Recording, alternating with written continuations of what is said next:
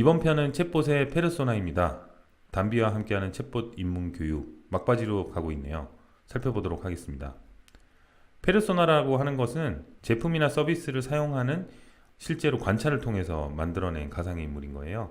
그래서 이 사용자라면 어떻게 행동할까 이렇게 역할을 생각을 해보면서 그 상황을 떠올릴 수 있도록 하는 컨셉인데, 원래는 고객이나 사용자를 대상으로 페르소나를 만듭니다. 그런데 최근에 브랜드 페르소나라는 컨셉도 나온 적이 있어요. 삼성은 이런 이미지고, 현대는 이런 이미지고, LG는 이런 이미지고, 이런 이미지가 브랜드의 페르소나라는 거죠. AI도 페르소나가 있다고 볼 수가 있죠. 그래서 미디어에 등장하는 AI를 살펴보면 이런 식으로 인간과 로봇의 경계가 모호한 메카닉 같은 느낌도 있는 거고, 그리고 월이처럼 기계 장비가 드러난 형태도 있고요.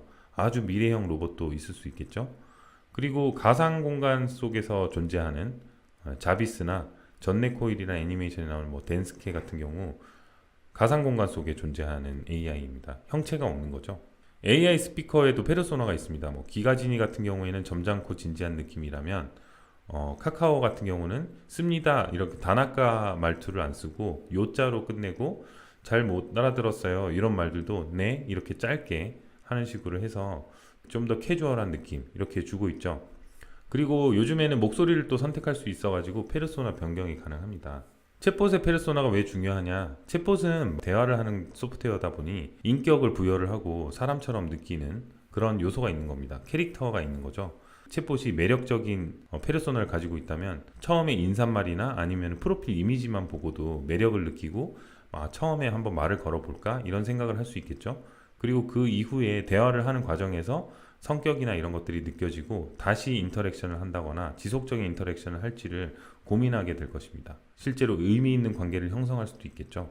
그래서 업무 시스템용 챗봇이랑 정이 들어서 퇴사할 때 그 챗봇에게 나 퇴사해 다음에 또 만나 이런 식으로 인사를 하는 관계까지 깊어지는 거를 전 혼자 상상해 보기도 합니다. 네, 챗봇의 페르소나를 설정하는 것들은 캐릭터 설정이랑 굉장히 비슷합니다. 그래서 챗봇을 대표하는 프로필 이미지, 이름, 생일, 그리고 별자리, 그리고 성격, 직업, 과거에 어떤 백그라운드를 가지고 있고 어떤 목표를 가지고 있고, 그리고 어떤 니즈를 가지고 있는지 이런 것들을 표현할 수 있는 캔버스에다가 하나씩 적어보면서 캐릭터를 잡아보면 되는 건데요. 담비닷 AI에서 그 버그를 채집하는 챗봇이 있어요. 그래서 버그를 발견했을 때 저희 디지털 직원인 버그 채집봇 파브르에게 제보를 해주시면 되는데, 이 파브르 같은 경우는 페르소나로 만들었어요. 파리지엔 고양이지만 어릴 때 한국에 와서 불어는 잘 못하고, 키나 몸무게는 일반 고양이 정도 크기고, 호불호가 뚜렷하고 유쾌한 성격이고, 이런 식으로 컨셉을 잡았습니다. 말투, 어휘, 스몰톡, 보이스 이런 것들도 좀 생각을 해야 되는데요. 말투는 대표적인 것 시나리오 상에서 어떤 식의 말을 하는지, 자주 사용하는 어휘, 그리고 사용하지 않는 어휘, 그리고 이모티콘도 굉장히 중요한데 6 위에 있는 꺽쇠를 쓰면 PC통신 세대 사람이구나 이렇게 느끼는 부분이 있거든요. 채팅에서 오는 문장을 보면 이 사람의 나이나 성격이나 이런 것들이 느껴집니다. 정치나 영화 얘기를 했을 때 어떻게 반응하는지 정해줘야 되고, 텍스트형이 아니라 보이스로 할 경우에는 목소리가 남자인지 여자인지 아니면은 동물의 목소리인지, 그리고 속도, 밝은지 어두운지, 어떤 감정을 얼마나 넣는지, 그리고 휴지라는 거는 아무 말 안 할 때 이런 식으로 얘기를 하잖아요. 그 휴지를 어떤 식으로 할지 그런 것도 정책을 정해야 합니다. 그리고 비주얼적인 요소도 고민을 해야 되겠죠. 컨셉보드에서 이 성격을 나타낼 수 있는 여러 가지 이미지들을 모아서 실제로 디자인으로 뽑은 다음에 표정이나 몸짓을 만들어주면 되겠습니다. 그리고 제일 중요한 건데 디지털 프레젠스라고 저희가 부르는데, 실제로 챗봇이 일하는 것처럼 이메일을 보낸다거나 메신저에서 말을 한다거나 이런 것들이 챗봇이 실제로 존재한다라는 존재감을 굉장히 많이 줍니다. 같이 졸업했던 친구가 페이스북 친구인 경우에 아들이랑 낚시를 갔구나 이런 것들을 이제 보면서 이 친구 살아있네 이런 걸 느끼잖아요.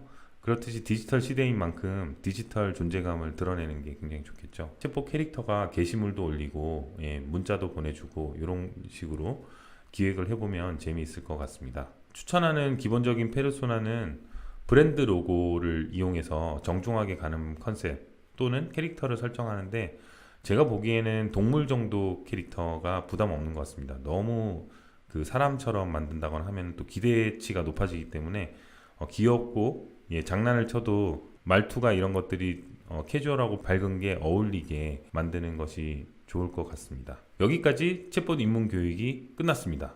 다음 편부터는 챗봇을 만들어보는 튜토리얼로 찾아뵈려고 합니다. 정말 간단한 챗봇부터 실제로 API를 연동해서 정보를 가져와서 대답하는 것, 그리고 여러분들의 웹사이트에 실제로 챗봇을 적용해보는 스토리로 찾아뵙도록 하겠습니다. 챗봇을 만들어보고 싶다면 담비닷AI로, 챗봇에 대한 궁금증이 있다면 댓글로 달아주세요. 교육 받으시느라 고생 많으셨습니다. 감사합니다.